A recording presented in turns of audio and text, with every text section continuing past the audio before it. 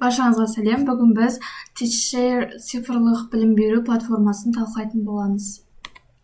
Жалпы Teachshare деген не? Ол бізде мұғалімдер мен оқушыларға арналған онлайн білім беру платформасы. Ол оқу материалдарын бөлісуге және тапсырмаларды жасауға, сонымен қатар оқу процесін тиімді ұйымдастыруға көмектеседі. Яғни былай айтқанда, қазіргі таңда жасанды интеллекттің жылы болып жатыр ғой. И вот осы жасанды интеллект арқылы сіздің сабағыңызды өте тиімді және оңай етіп беретін платформа. Яғни негізгі ерекшеліктері бізде онлайн тапсырмалар құруға болады, және оқу материалдарын басқамен бөлісуге болады, және қашықтықтан оқыту мүмкіндігі бар. Сонымен қатар интерактивті жұмыс форматы. Яғни интерактивті жұмыс форматы қамтылған. Жалпы платформаның мақсаты ол бізде білім беру процесін цифрландыру және мұғалім мен оқушы арасында байланысты жақсарту және оқушылардың қызығушылығын арттыру және заманауи технологияларды қолдану.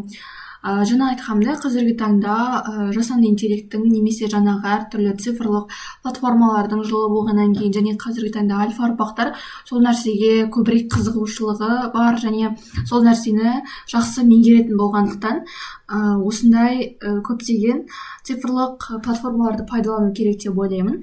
Және осы платформа мұғалімдерге өте көмегін тигізетін платформа деп есептеймін. Осы Teachshare'дағы мүмкіндіктерге тоқталып айтатын болсақ, біз бұл платформада тесттер мен тапсырмалар құрастыра аламыз және презентацияларды жүктей аламыз. Сонымен қатар видео және суреттерді де қолдануға болады. И оқушылардың жұмыстарын сол жерден тексереміз және онлайн бағалау жүргізе аламыз. Мен бұлардың барлығын қазір көрсетіп өтетін боламын платформаның өзінде.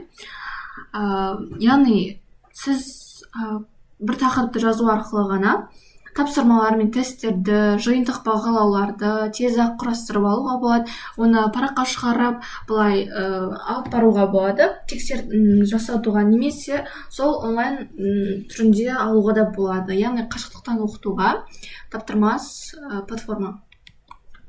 Артықшылықтары: қолдануға жеңіл интерфейс, яғни ешқандай қиындығы жоқ, рекламалар да жоқ. Сонымен қатар, яғни көптеген уақытыңызды алмайды, тез түсініп кететін, үлкен кісілерге де тез түсініп алуға болатын платформа деп есептеймін.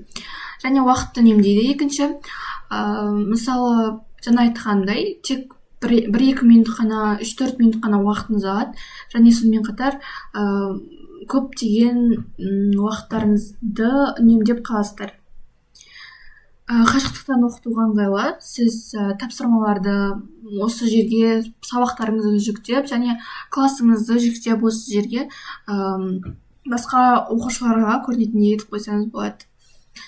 Материалдар тез бөлісу мүмкіндігі және оқушылардың белсенділігін арттырады. Жаңа айтқанымдай, қазіргі альфа ұрпақтарға осындай телефонмен, интерактивті және цифрлық платформалармен жасалған сабақтар более қызық болады дәстүрлі форматтан қарағанда.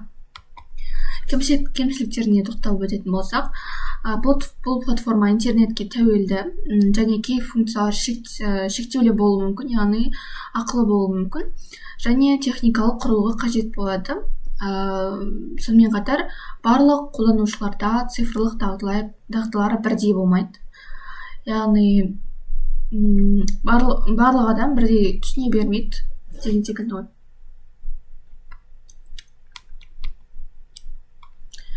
Білім берудегі маңызына тоқталып өтетін болсақ, платформаның пайдасы жалпы интерактивті оқытуды дамытуға және қашықтықтан білім беруді қолдауға, сонымен қатар оқушылардың өздігінен білім алуын дамытуға көмектеседі және мұғалімнің жұмысын 2 есе жеңілдетеді деп айта аламын. Қазір енді бір көрсетіп өтетін болсам, мынау менің өзімнің аккаунтыма кіріп тұр.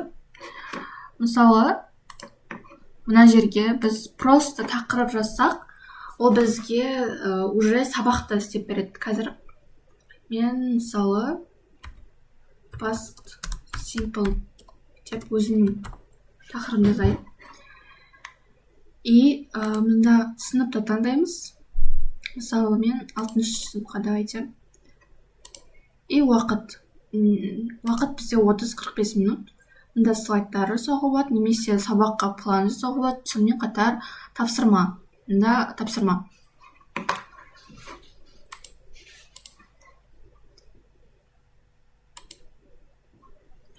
Осылай просто қазір жазамыз да, и бізге сразу тапсырманы шығарып береді.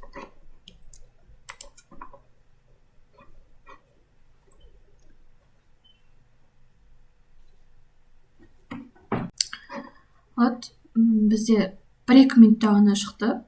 Осындай 2 беттік жиынтық бағалау ретінде алсаңыз да болады, немесе жай күнделікті бағаға арналған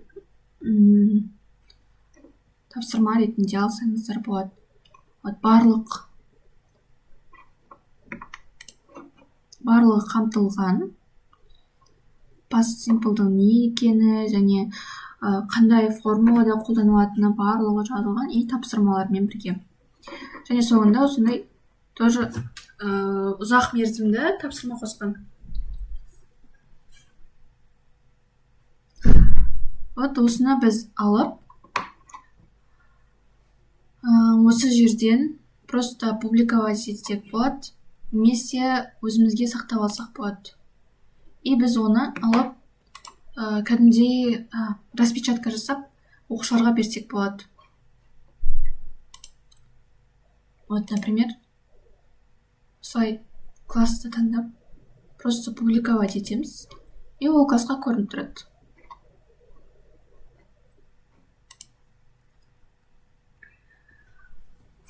Енді қорытындылай келе, Teachshare дегеніміз ол заманауи білім беруге арналған тиімді цифрлық платформа. Яғни ол мұғалімдер мен оқушыларға оқу процесін ыңғайлы әрі қызықты ұйымдастыруға мүмкіндік береді. Жаңа өздеріңіз көргендей көптеген мүмкіндіктері бар. Яғни сізге сабағыңызды, тапсырмаңызды және даже сабақтағы планыңыздың барлығын өзі істеп құрастырып береді. Сізге бір қатты миды қатырып керек емес. Тіпті параққа кәдімгідей шығарып берді ғой. Просто алып шығара салсаңыз болады. Уже мына жерге түсіндірудің де қажеті жоқ, барлығын бірден шығарып береді. Осылай. Сонымен назарларыңызға рахмет.